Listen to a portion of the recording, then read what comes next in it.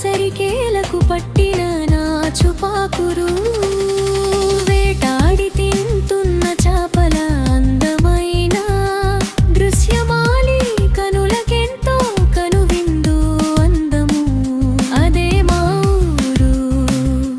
అందమైన పల్లెటూరు తీయని జామ వాకలు కమ్మని పుల్లని మామిడి చెట్లు మా గ్రామ దేవతల మొక్కలు తీర్చే అందమైన టెంకాయ చెట్లు పొత్తంతా సేను సెలక తిరిగి కాయ కష్టం చేసి సాయం